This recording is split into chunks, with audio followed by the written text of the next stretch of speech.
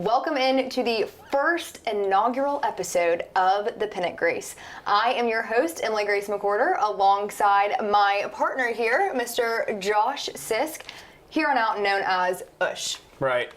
Great to be here. First episode. I know. I'm excited. It's about time we get some Atlanta Braves content on Disrupt Media. Yes. We have seen the comments, the requests, and we're here to deliver it. And we're not going to waste any time. We're going to jump right into things. Mariners series recap, our first back-to-back losses this season. Yeah, and it was weird because you're facing a team that's tremendous pitching thus far in the early part of the season, but also out-hit the Braves, which was surprising. But we saw that starting pitching on full display in Game 1 and 2. Their starters were dominant. They were mowing down the Braves. And the Braves actually pitched well in those games, but could not generate any offense. No, and we've seen that especially with Austin Riley, Matt Olson, and Ronald Acuna. We have yet to see true continuity at the plate. Now, Austin Riley, he had that triple in Game 3. Flashes of, is May going to be the month that things get going offensively? And I think it's time to start seeing what's going to work to get those players back into things. Well, we've seen Austin obviously hit these streaks before, in and out. Matt Olson, even more streaky, I would say. Yeah. And so we know once they get going, then, they produce at a high level. Matt Olson finished fourth in the MVP balloting last year. We know what he's capable of, especially from a power standpoint. So I don't feel a sense of panic coming in. It's 1 month down. But, that speaks to the team. The strength of the team when you have so many guys that aren't producing as you're accustomed to seeing, and you are still considered by most to either be the best or second best team in baseball. And speaking of that, Jared Kelenic, what he has brought to a Braves uniform. Yeah.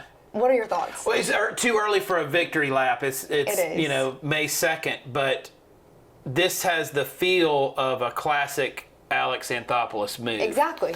So Jared Kelenic, a really interesting career. He was a number 6 pick, actually picked by the Mets, and was part of that Robinson Cano trade. Seattle saw him as that future of the franchise, and it didn't pan out.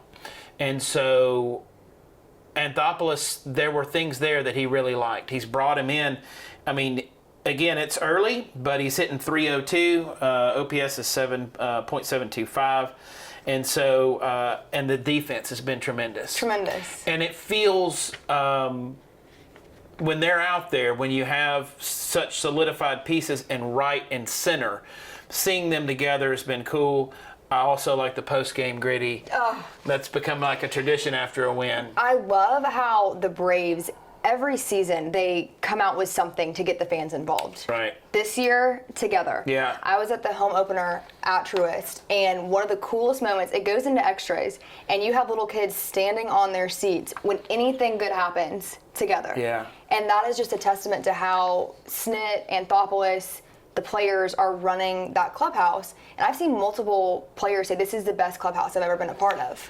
Yeah, culture is such a huge part of a winning ball club, and that's one of the things. We go back to 2018, the first division title of the consecutive division titles, and they've had that. And so obviously that's weighed on the decisions made. Are these guys going to be good fits?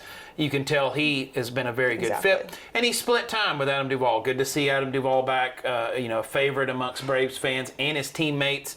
But I think most people see Kelenic as that main left field guy, and he's earning it right now. He's been one of their more consistent hitters, and again, been terrific with his glove. I want to talk about kind of the culture of the Braves, and one thing that makes the Braves so special is the fan base.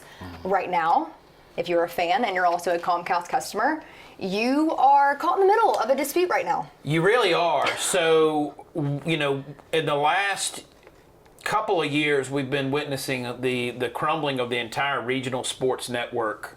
That whole, program structure, yeah. And Bally's is like for a lot of teams, Bally's is who carries the Braves. Bally's is bankrupt, and a deal was reached in the offseason. We're going to continue to carry with these markets. I don't think it was every market that was previously with them, but a lot of them were. And now we see a dispute with Comcast, one of the major cable companies in the country, including in the Atlanta area. I know for my parents in Tennessee, I got a text from my mom, what are me and your dad going to do? We can't watch the Braves.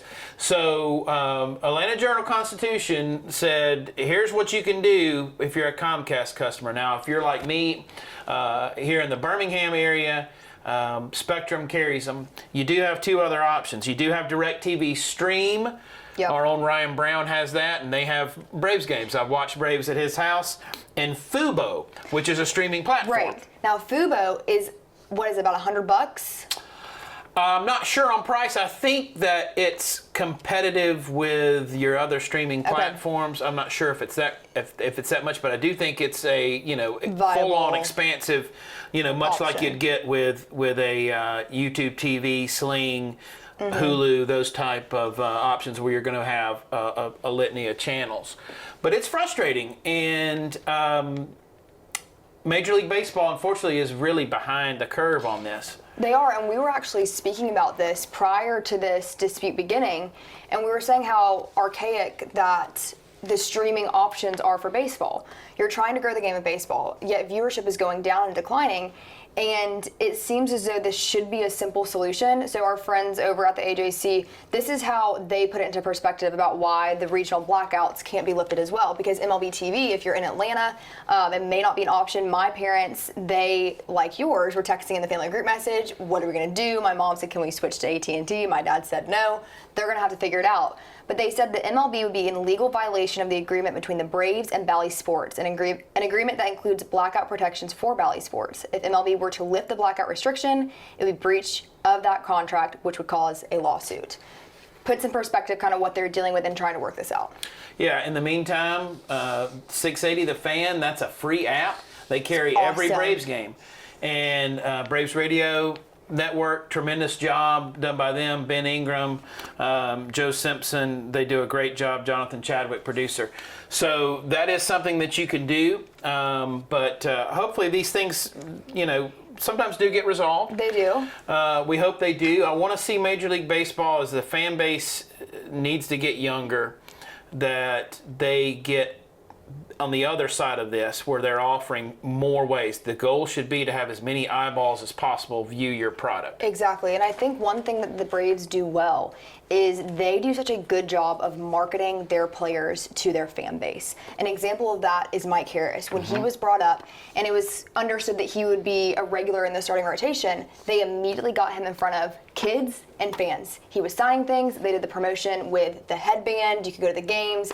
And bobblehead nights, in-game promotions for the Braves are excellent. And I think we're seeing that across MLB. The problem is, it's very hard to consume a normal Braves game. A normal, whatever game you want to be tuning into, it's getting more and more difficult.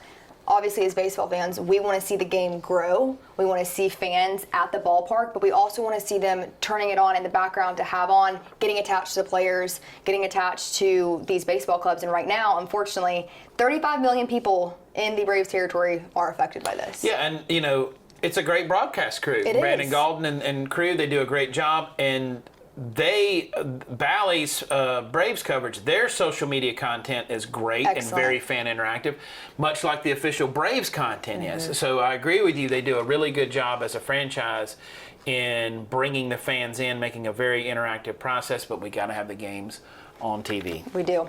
All right, let's move into Dodgers preview. October foes meeting again. Dodgers are back home after a long road trip. Braves are 9-5 on the road. Dodgers 9-7 at home after shutting out the D-backs. Yeah, so by most accounts, you look at power rankings, they're going to have these two teams in some type of order at the top of the list. We know the history going back. We know that these are teams that have been top their divisions in the National League going on for several years now. Right. They've had some really, knockout, drag-out playoff battles. And, they're coming in with, again, at this point early in the season, they're leading their divisions. They're looking strong. The top four I referenced Matt Olson earlier, the top 4 vote getters in the NL MVP last year. Exactly. Braves and Dodgers, right? So Ronald Acuna winning, but then second Mookie Betts, Freddie Freeman, and then Matt Olson.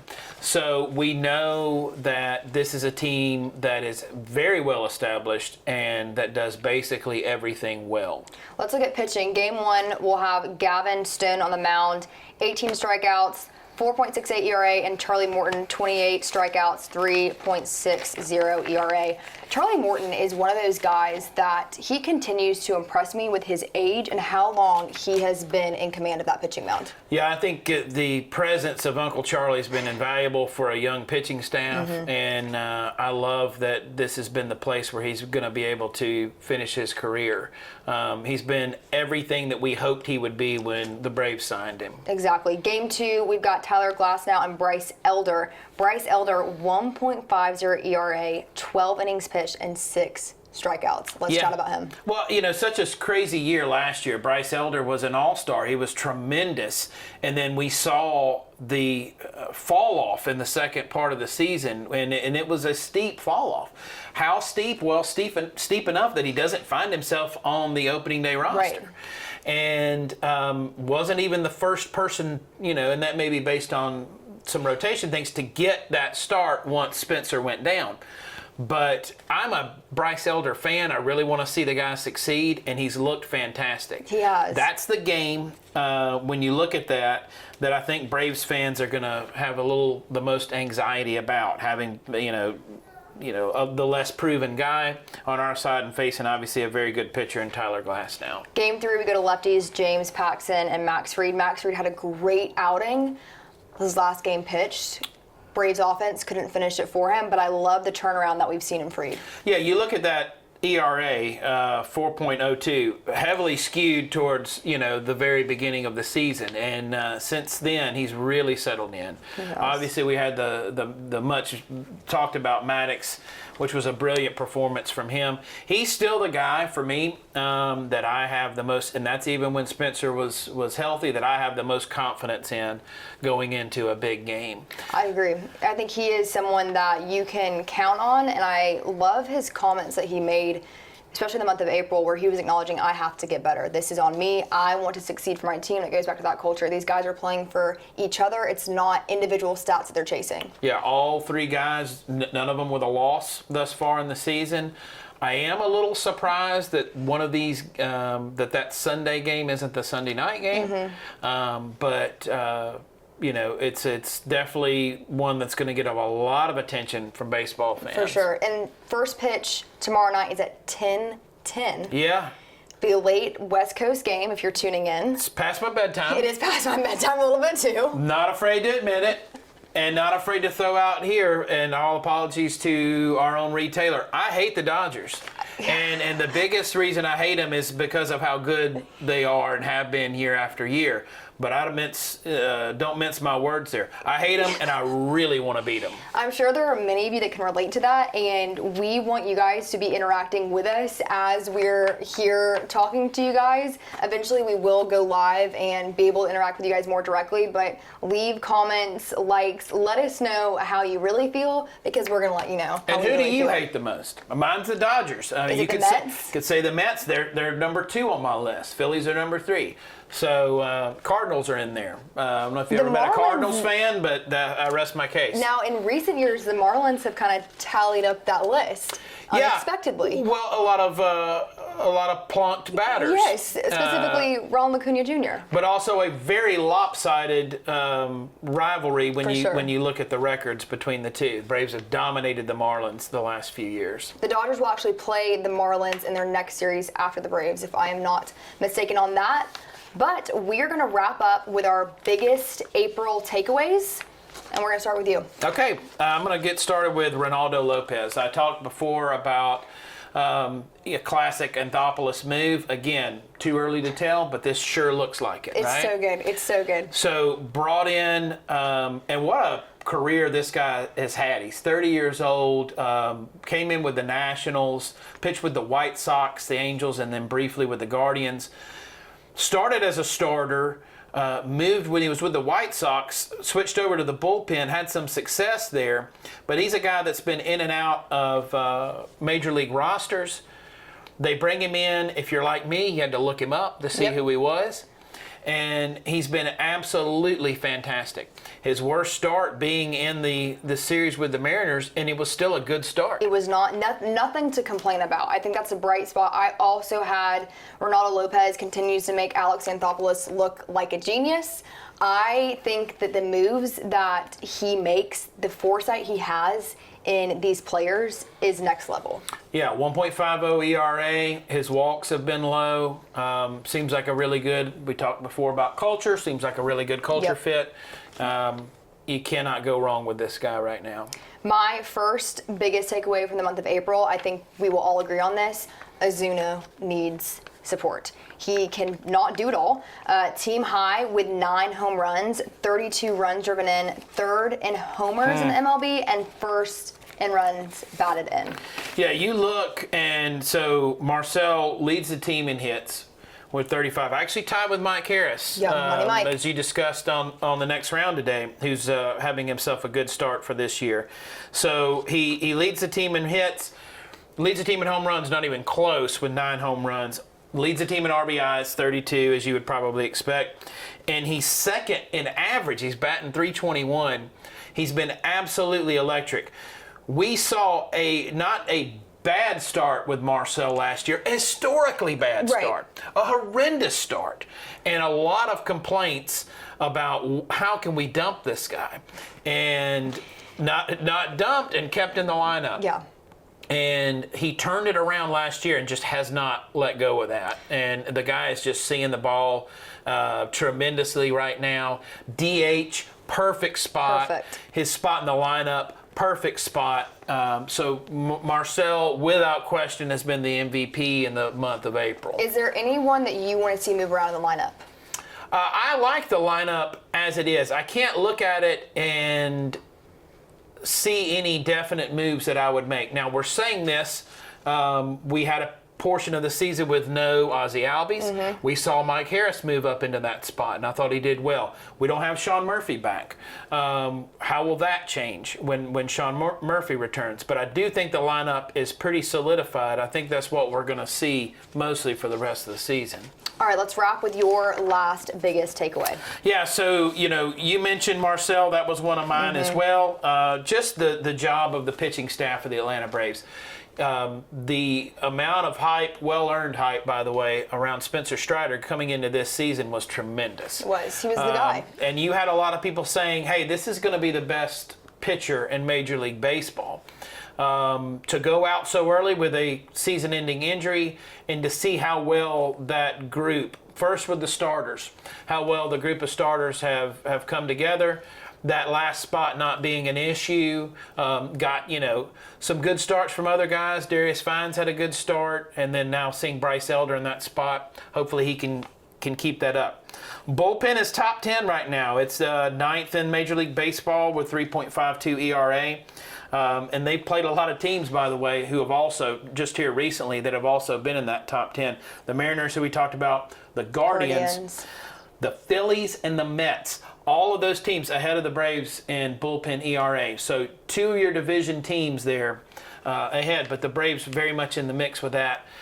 I don't know about you. I feel very confident in these guys. Now, there's some that we're super familiar with, but even some of the newer guys that have done a good job. So the pitching holding it together while the Braves aren't hitting home runs. Exactly. Has been huge. Now, the Braves have still been doing well in scoring runs, but it is not the Braves that we're used to. This is not the team that you're going to find anywhere near the top on home runs. And the fact that we've kept it together, had the record that the Braves had, being atop the division without those home runs, you got to give a lot of credit to the pitching staff. They're holding it down. We will do monthly takeaways. Our next one will be at the end of May. I'm interested to see how they're going to change.